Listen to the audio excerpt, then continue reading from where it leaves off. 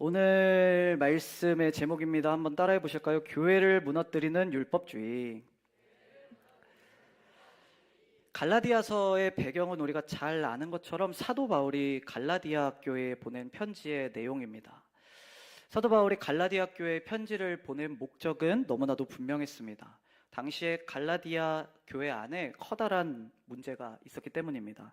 그 문제가 무엇이냐면 유대인 출신의 그리스도인들이 할례를 받아야 구원에 이를 수 있다. 예수를 믿는 교회 안에서도 그냥 단순히 예수만 믿을 것이 아니라 너희가 반드시 할례를 받아야 구원에 이를 수 있다라는 다른 복음을 교회 내에서 전파하기 시작한 것입니다. 이 갈라디아 지방은 이스라엘이 아닌 이방 지역임에도 불구하고 유대인들이 굉장히 많이 살았던 지역입니다. 그리고 그곳에서 살았던 유대인들은 그 지역 가운데서 많은 영향력을 끼치고 힘을 가지고 있었던 사람들이었습니다. 그래서 그들은 바울이 그 갈라디아 지방을 돌아다니면서 교회를 세우고 가르치고 그리고 그가 떠난 이후에 1년도 채 되지 않아서 그 막강한 힘을 가지고 있었던 유대인들의 율법주의에 물들게 된 것입니다. 아무리 유대인들이 많이 살았다고 해도 사도 바울은 갈라디아 교회가 어떻게 이렇게 빨리 변할 수 있었는가, 어떻게 이렇게 빨리 다른 복음을 받아들일 수 있었는가를 쉽게 이해할 수가 없었습니다. 갈라디아서 1장 6절에 보시면은 이렇게 이야기를 하고 있는데, 그리스도의 은혜로 너희를 부르신 이를 이같이 속히 떠나 다른 복음을 따르는 것을 내가 이상하게 여기노라.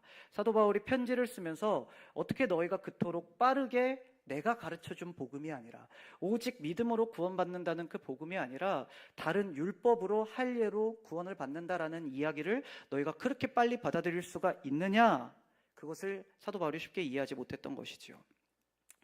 그렇다면 갈라디아의 지방의 교회는 왜 이렇게 빠르게 그 복음을 잃어버렸을까요?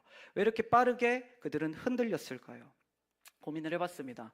교회라는 제도가 세워진 지가 얼마 되지 않아서였을까? 왜냐하면 초대교회 중에서도 정말로 교회라는 시스템, 교회라는 이름으로 모인 지 얼마 되지 않을 때 당시의 이야기이기 때문에 교회라는 제도가 세워지지 않아서 그런 일들이 일어났을까? 혹은 신학이라는 게 미처 정립되기도 전에 혼란스러운 시기였기 때문에 그들이 그렇게 다른 복음을 쉽게 받아들였던 것일까? 고민을 해보게 된 것이죠. 만약에 앞서 말한 그것들이 갈라디아서가 그렇도록 빠르게 변절한 이유가 된다면 어쩌면 오늘 우리는 이 말씀을 귀담아 듣지 않아도 될지도 모릅니다. 왜냐하면 오늘날에는 대부분의 교회들이 탄탄한 교회론과 신학 위에 교회가 세워지고 건강한 신학을 세워가는 교회들이 많이 있기 때문입니다. 그러나 오늘 본문을 묵상하다 보니 갈라디아 교회의 문제는 단순히 교회가 가진 문제가 아니었음을 깨닫게 되었습니다. 초대교회여서 교회라는 시스템이 정착되지 않아서 혹은 신앙이 없어서, 신학이 없어서 그들이 그토록 쉽게 흔들렸던 것이 아니라 그 원인이 사람의 마음과 그 마음의 연약함 가운데 있었음을 말씀을 묵상하면서 깨닫게 된 것입니다. 이것에 대해서 우리가 천천히 살펴보겠지만, 만약 갈라디아 교회에 나타난 그 율법주의의 문제가 단순히 교회의 문제, 신학의 문제가 아니라 사람의 문제, 그 마음의 문제라면 어쩌면 이 율법주의는 오늘 우리 교회, 더 나아가서 우리의 마음에도 똑같이 나타날 수 있는 문제가 되겠구나 생각하게 된 것입니다. 표면적으로 오늘 우리가 신앙생활하고 있는 우리 교회 안에 율법주의를 가르친다거나 율법주의를 설파한다거나 율법주의를 따라야 돼라고 이야기를 하는 사람은 아무도 없습니다. 그러나 여전히 우리 교회 안에도 율법주의라는 그 이름과 모양은 다르지만 그 율법주의의 마음, 그 정신, 그 본질이 어쩌면 우리의 교회 안에, 우리의 마음 안에 깊숙하게 침투했을 수도 있겠구나 하는 생각이 오늘 말씀을 묵상하면서 들게 됐습니다.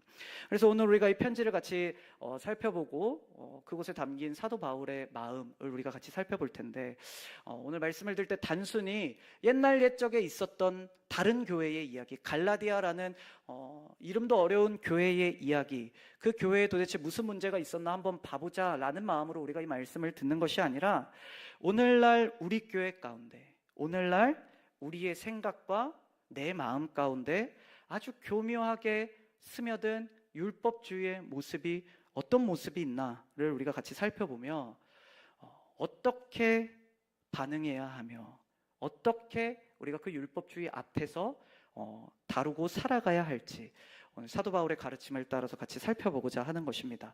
이러한 방향성을 가지고 오늘 말씀 같이 살펴보기를 원합니다. 교묘하게 스며든 율법주의에 어떻게 반응해야 되는가? 첫 번째는 무엇이냐면 율법주의가 무엇인지를 알아야 합니다. 이거예요. 따라해 보실까요? 율법주의가 무엇인지 알아야 합니다. 여러분들도 그런 경험이 있으신지 모르겠는데 저는 이제 가끔씩 그럴 때가 있습니다. 자려거나 아니면 조금 쉬려고 침대에 누워 있는데 갑자기 이제 목이 마를 때가 있습니다. 저희 집이 그렇게 크지는 않지만 그래서 침대와 저 부엌과의 거리가 막 뭐 얼마나 되겠어요? 이제 한 5초 걸어가면 될 거리인데 근데 일단 누운 그 순간부터는 사실은 몸을 일으키기가 쉽지가 않잖아요. 그래서 여러분들은 어떻게 하는지 모르겠지만 저는 옆에 누워 있는 사람한테 슬 떠봅니다. 아내한테 목 안 말라? 이렇게 슥 떠봅니다. 그러면 이제 같이 목말라 하는 이제 그 얘기를 들으면 목이 마르거든요. 그러면 이제 가위바위보를 하자고 합니다. 그래서 가위바위보를 해서 진 사람이 이제 떠는 거예요. 그런데 안타까운 건 뭐냐면은 대부분의 경우 제가 지더라는 것입니다. 아내를 사랑하는 마음으로 제가 희생하는 마음으로 물을 떠주겠다로 졌으면은 보기도 좋았겠지만 제 마음은 악착같이 이기고 싶은데 한 80%는 제가 항상 지더라고요. 그래서 제가 나중에 든 생각은 무엇이냐면 아마 내가 인지하지 못하고 있는 제 가위바위보 패턴을 아내는 이미 알고 있는 것 같아요. 제가 뭘 내는지를 알고 있는 것 같아요. 그래서 제가 누누이 여러 차례 그렇게 졌던 게 아닌가 생각을 해보게 되었습니다. 우리가 흔히 알고 있는 이야기로 지피지기면 백전백승이라는 이야기가 있죠. 적을 알고 나를 알아야 우리가 이길 수 있다라는 이야기입니다. 우리 마음 가운데 스며든 이 교묘한 율법주의가 무엇인지를 알아야 그 율법주의를 어떻게 다뤄야 할지 어떻게 그 율법주의로부터 이겨야 될지를 우리가 알 수 있게 되어진다라는 것입니다. 율법주의에 대해서 어떻게 행동해야 되냐를 우리가 살펴보기 전에 먼저는 율법주의가 무엇인지를 신중히 그리고 선명하게 우리가 구별해서 알아야 될 필요성이 있다라는 것입니다. 1-1인데 제가 이제 지난주에 비전파이 설교를 했는데 그게 좀 이제 아이들이 듣기가 좀 어려웠었나 봐요. 그래서 제가 한 주간 내내 고민을 했거든요. 왜 이렇게 어려웠을까?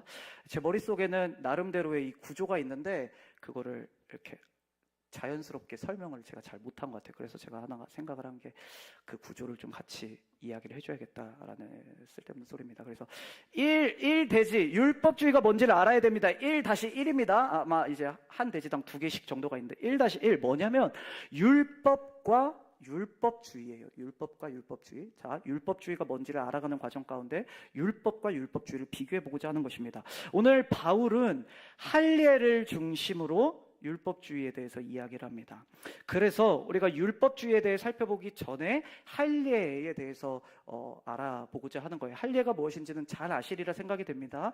구약의 이스라엘 백성들이 하나님의 선택받은 민족이라는 증표로서 하나님이 이제 성기의 표피를 자르도록 언약을 주셨고 그 일을 이제 유대인들이 계속해서 지켜오고 있었던 거예요.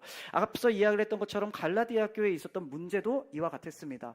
이미 그리스도를 믿은 이방인들에게 자꾸 유대인이었다 그리스도교로 회심한 자들이 니들 아무리 지금 교회를 다녀도 이방인들에게 이렇게 이야기를 하는 거예요. 할례를 받아야 진짜로 하나님의 선택받은 민족이 될 수 있어, 구원받을 수 있어 라고 이야기를 한다라는 거예요. 그래서 그 할례에 대해서 살펴보고자 하는 것입니다. 여러분 질문이 있습니다. 바울은 할례를 금지했을까요? 뭐 이런 건데 바울은 할례를 금지했을까요? 어떻게 생각하세요? 어떻게 생각하세요?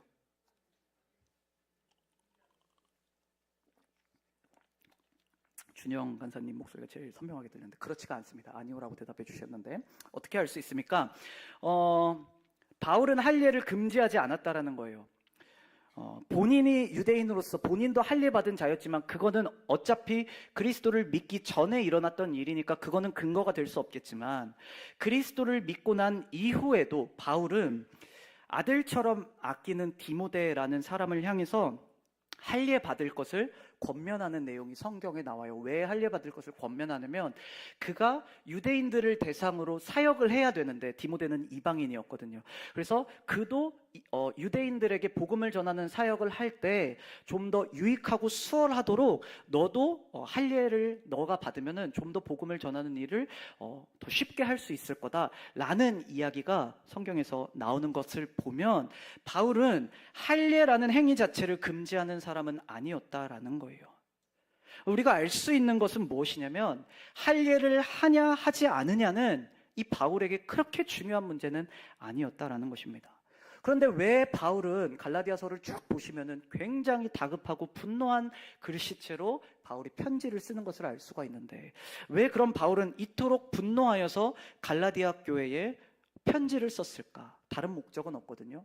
어찌하여 니들 가운데 할례로 구원받는 자들이 있다는 이야기가 들리느냐? 이 한 목적밖에 없는데 할례를 받든 안 받든 상관없는 바울이라면 왜 이 갈라디아 교회에게 그런 편지를 화가 난 채로 다급하게 썼을까? 그 이유는 무엇이냐면 갈라디아 지방에는 구원의 방법으로서 할례를 말하는 자들이 있었다는 거예요.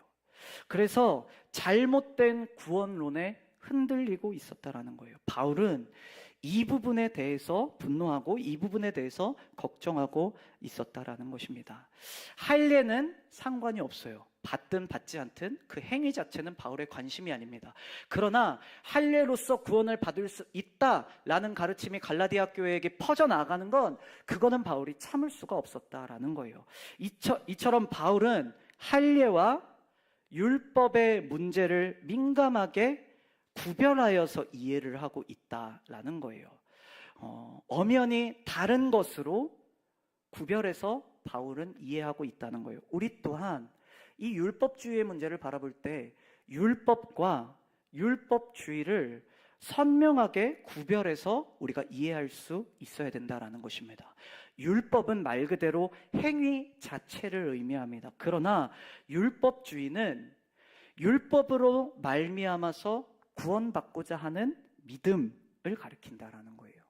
율법은 단순한 행위를 가리킨다면 율법주의는 그 행위를 통해서 내가 구원받을 거야 라는 그 믿음을 가리킨다라는 거예요. 즉 바울이 문제 삼고 있는 것은 율법의 행위, 할례라는 행위가 아니라 율법으로 구원받고자 하는 그들의 마음가짐을 이 바울은 문제 삼고 있는 것입니다. 그리고 사도 바울은 그 마음에 대해서 오늘 본문 4절에 이렇게 꿰뚫어 보고 있습니다. 4절 말씀 제가 한번 읽어보겠습니다. 율법 안에서 의롭다함을 얻으려 하는 너희는, 율법 안에서 의롭다함을 얻으려 하는 너희는, 너희에 대해서 갈라디아 교회에 대해서 설명하면서 뭐라 이야기하면 율법 안에서 의롭다함을 얻으려고 했던 너희는이라고 이야기를 한다는 거예요.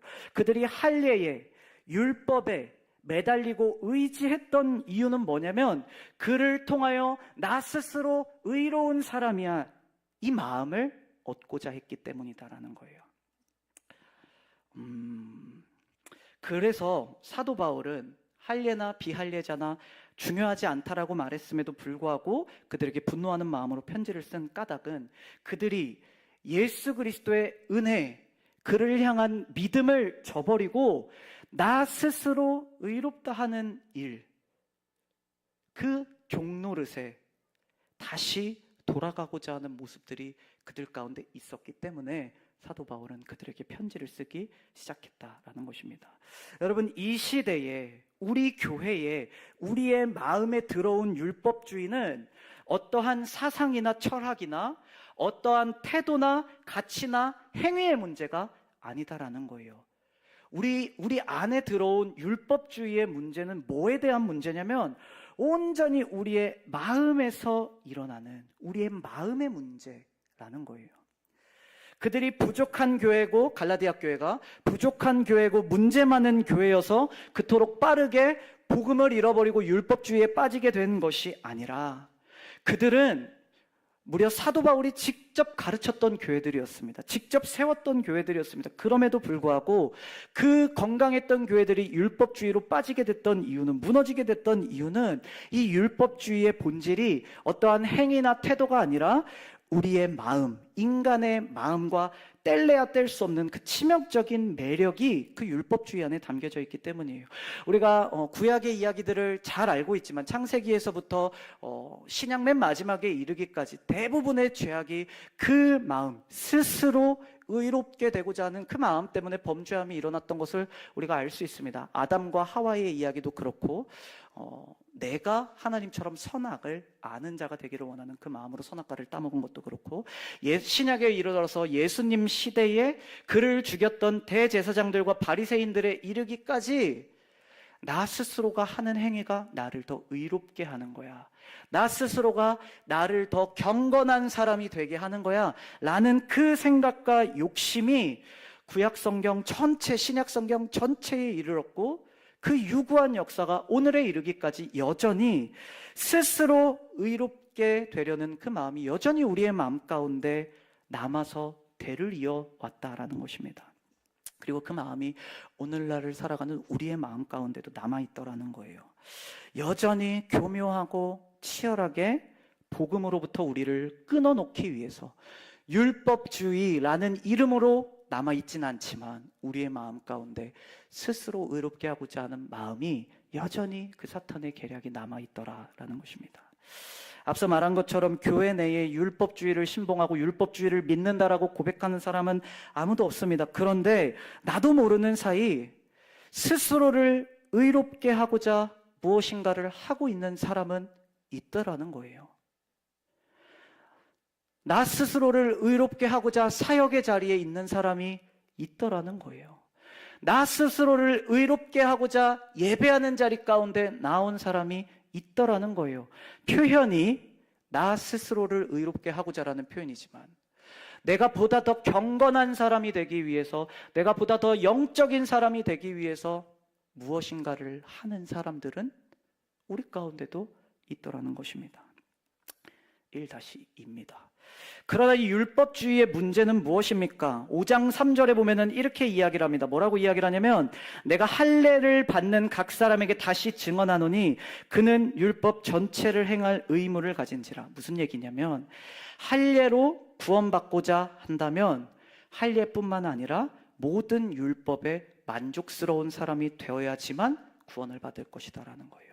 율법은 할례 한 가지만을 이야기를 하고 있지 않습니다. 수많은 것들을 이야기를 하고 있는 것이죠. 그러나 할례로 구원받고자 하는 그들에게 바울이 말하는 것은, 할례로 구원받고자 하느냐?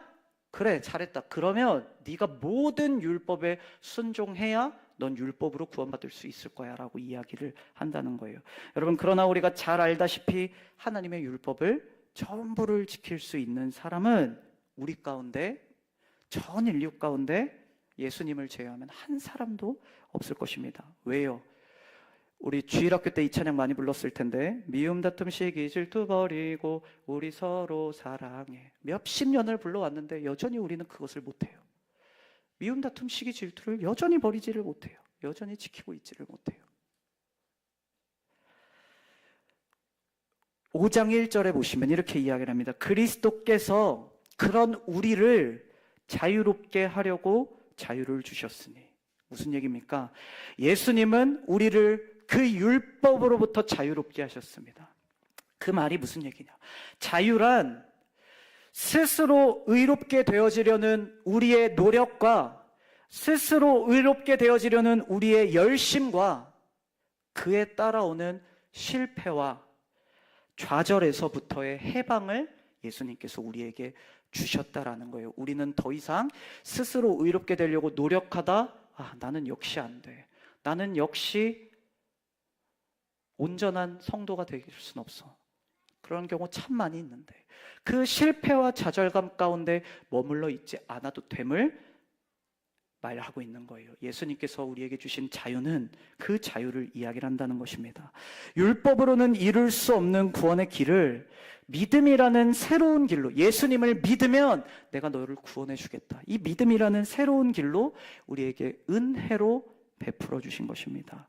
결국 여러분, 이 율법주의란 무엇인가? 첫 번째, 율법주의가 뭔지를 알아야 된다는데, 이 율법주의가 뭔지를 알아야 된다, 이 소결론은 무엇이냐면 굉장히 낯선 이야기가 될 거예요. 뭐냐면, 스스로 의롭게 되려는 노력은 좋아 보이지만 저 성도로서 열심히 살고 있어요. 저 거룩해지기 위해서 열심히 살고 있어요. 라는 노력은 좀 과장된 이야기긴 좋아 보이지만 결코 좋은 것이 아니다. 더 직접적으로 이야기를 해보자면 더 나은 직분자가 되기 위한 노력, 더 좋은 성도가 되기 위한 노력, 더 의로운 사람이 되기 위한 노력은 오늘 4절 말씀에 따르면 너희는 그리스도에게서 끊어지고 은혜에서 떨어진 자로다 이야기를 하고 있다는 것입니다. 율법주의인가 아닌가, 내가 하는 일이, 내가 하는 사역이, 내가 하는 행동이 율법주의인가 아닌가를 점검하기 위한 가장 선명한 기준은 아마 이걸 것입니다. 나 스스로 의롭게 되기 위해서 내가 이 일을 하고 있는가, 혹은 의롭게 보이기 위해서 누군가에게 이걸 함으로 말미암아 내가 좀 더 괜찮은 사람이라는 기분을 느끼기 위해서 내가 이것을 하고 있는가를 점검해 보시면 좀 더 분명하게 드러나는 것 같아요. 여러분, 우리는 우리를 스스로를 의롭게 하려고 해서는 안 됩니다. 그렇다면 우리는 어떻게 살아가야 됩니까? 두 번째 따라해 봅시다. 의로움을 기다려야 된다. 한 번 더, 좀 더 다른 표현인데, 의로움을 고대해야 된다. 2-1입니다. 기다려야 된다는 표현이 나와요. 4절 말씀, 5절 말씀 읽을 텐데 4절 말씀 제가 읽겠습니다. 율법 안에서 의롭다함을 얻으려 하는 너희는 그리스도에게서 끊어지고 은혜에게서 떨어진 자로다. 5절 같이 읽읍시다. 시작. 우리가 성령으로 믿음을 따라 의의 소망을 기다리노니.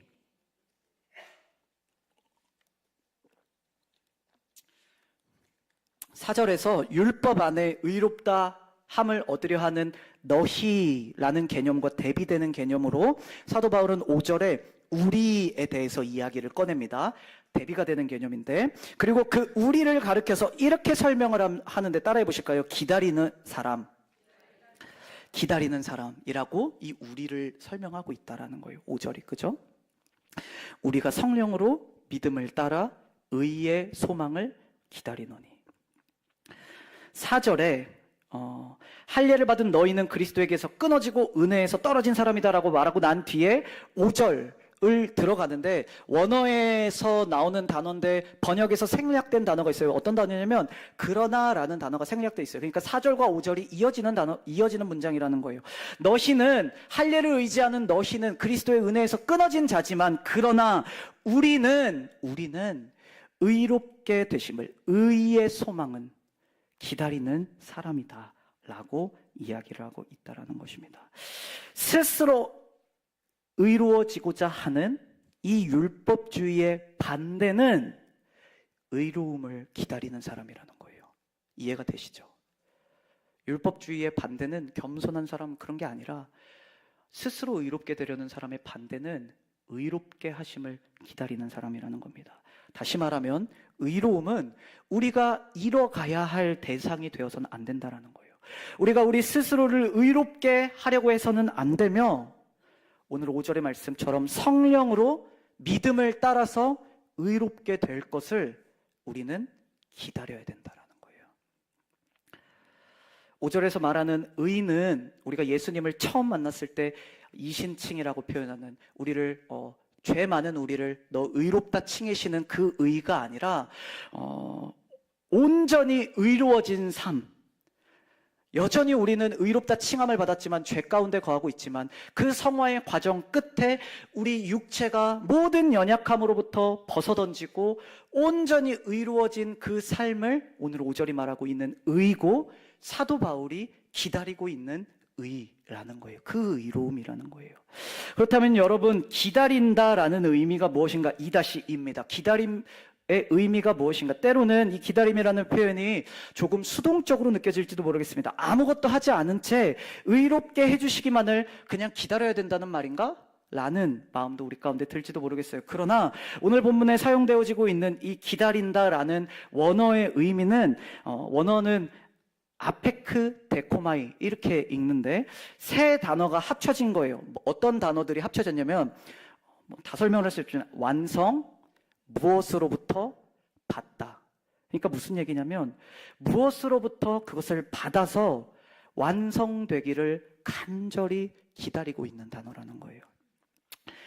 이 단어가 신약에서 여러 번 사용되지는 않는데 8번 정도 사용이 되어지는데, 대부분의 경우, 거의 모든 경우가 기다림의 대상을 어떤 단어가 따라오냐면 구원, 하나님의 아들, 그리스도, 소망, 하나님을 기다린다라는 표현을 할 때 이 표현을 사용하고 있다라는 것입니다. 제가 말씀을 조금 준비했는데 로마서 8장 23절입니다. 같이 읽어보겠습니다. 시작. 그뿐 아니라 또한 우리 곧 성령의 처음 익은 열매를 받은 우리까지도 속으로 탄식하여 양자될 것 곧 우리 몸의 속량을 기다리느니라. 우리 몸의 속량을 기다리느니라. 고린도전서 1장 7절입니다. 같이 읽겠습니다. 시작. 너희가 모든 은사에 부족함이 없이 우리 주 예수 그리스도의 나타나심을 기다림이라. 예수 그리스도의 다시 오심, 그 나타나심을 기다리는 빌립보서 3장 20절입니다. 읽겠습니다. 시작. 그러나 우리 시민권은 하늘에 있는지라 거기로부터 구원하는 자 곧 주 예수 그리스도를 기다리노니.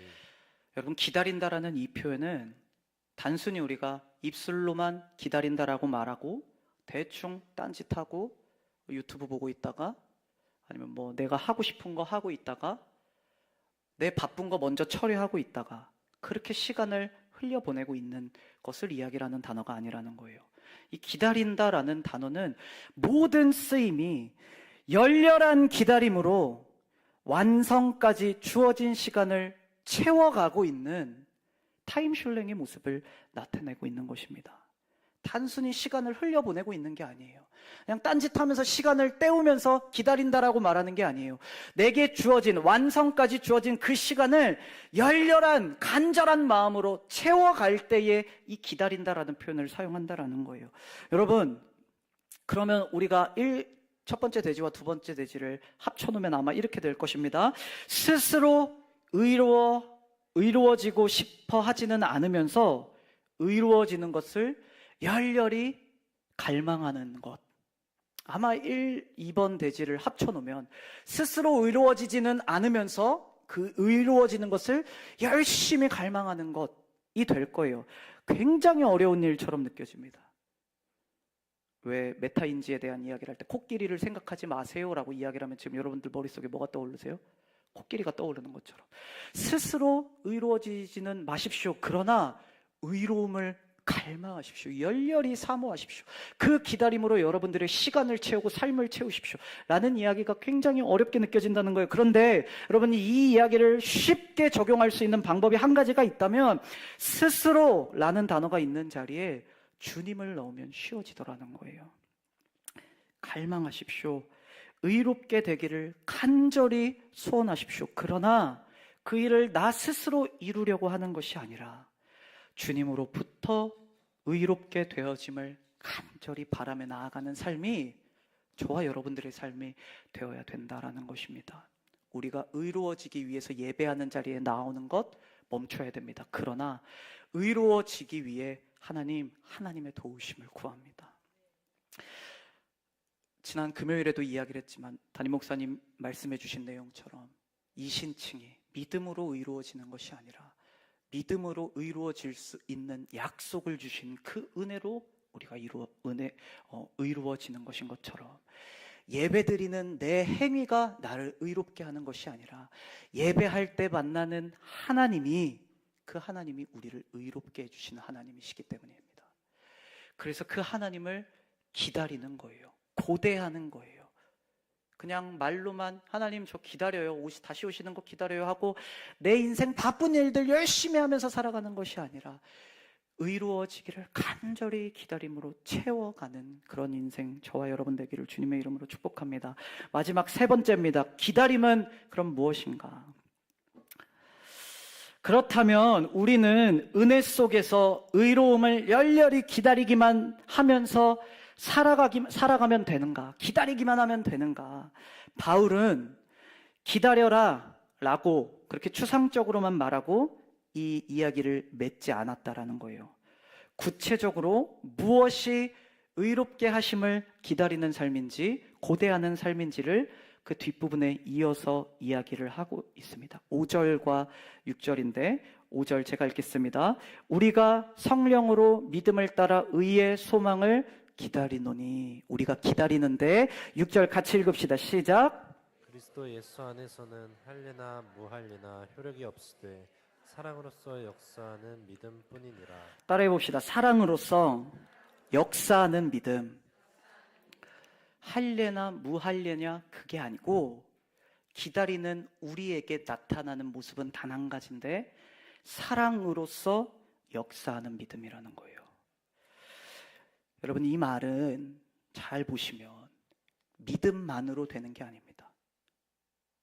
반대로 사랑하는 마음만으로 되는 게 아니에요.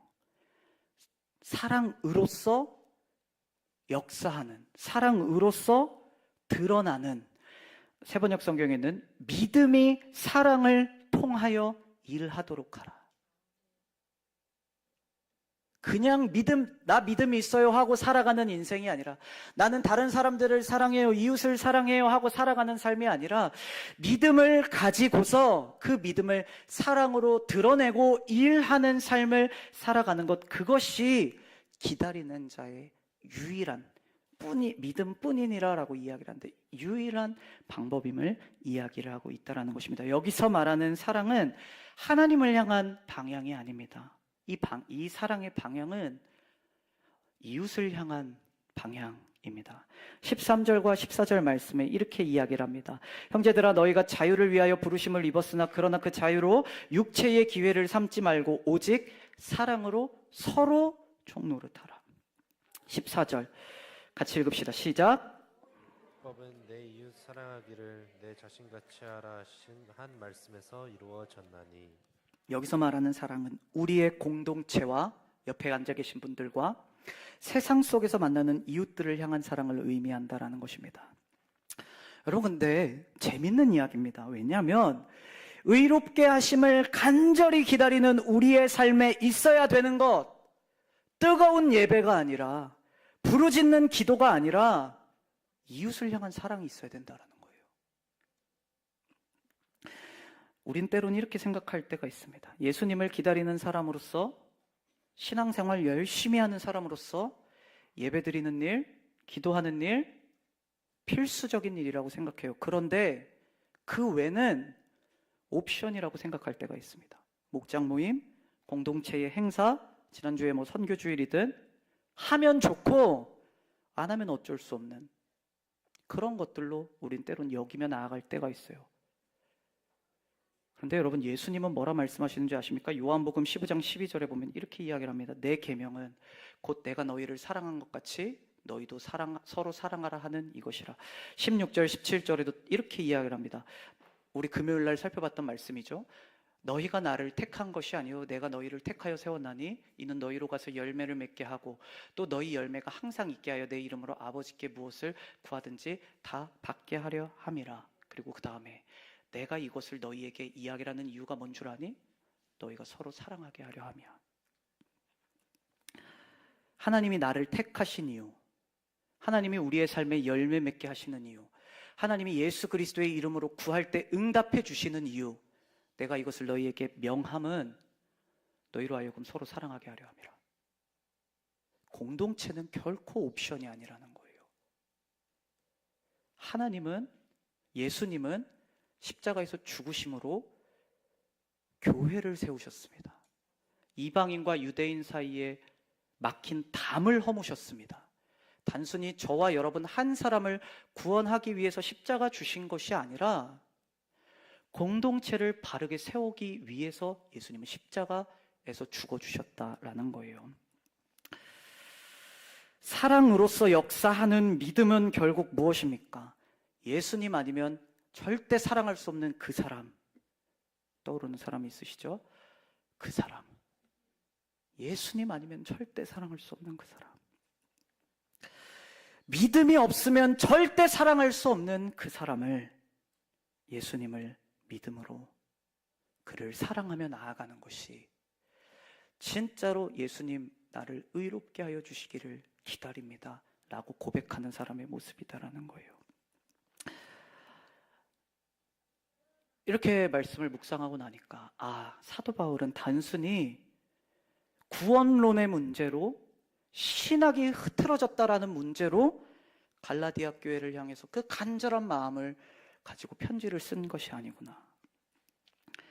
할례 문제로 분열되고 무너져가고 서로를 미워하고 선을 긋고 싸우고 있는 그 갈라디아 교회를 바라보며 가슴 아파하는 마음으로 이 편지를 구구절절 쓴 거구나.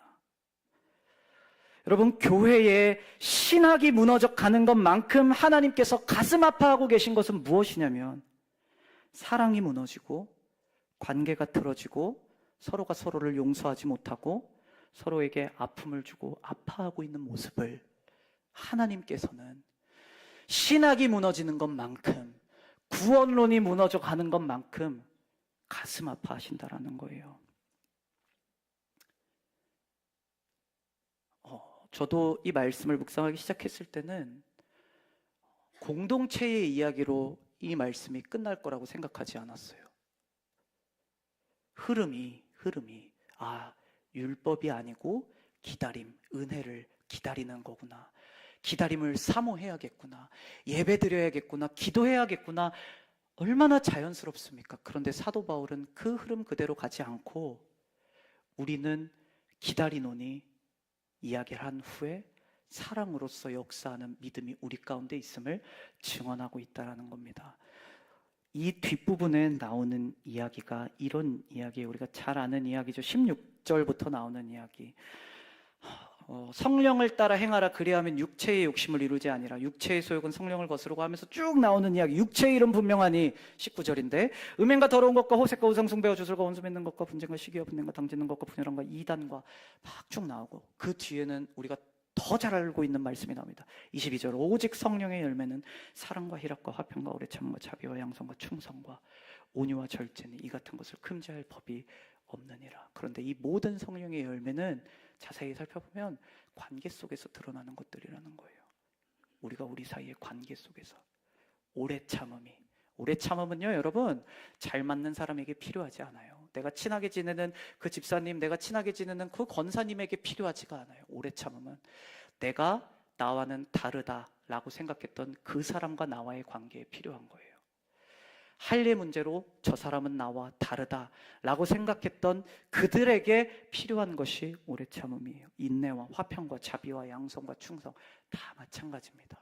관계의 문제에 대해서 성령의 열매를 이야기를 하고 있다라는 것입니다. 여러분, 저와 여러분은 율법주의에 빠진 성도 되지 않기를 원합니다. 그것이 단순히 어떠한 행위의 문제가 아니라 우리의 마음이 나 스스로 열심히 하면 나 조금 더 좋은 신앙인 될 수 있겠지. 예배 생활 열심히 하고 물론 좋은 거지만 나 예배 생활 열심히 하면 나 큐티 열심히 하면 나 기도 열심히 하면 나 좀 더 의로운 사람이 될 거야. 그렇게 되잖아요. 갈라디아 사람들이랑 똑같습니다. 할례 받으면 더 좋겠지? 결국 그 마음이 할례 받지 않은 자들을 손가락질하더라는 거예요.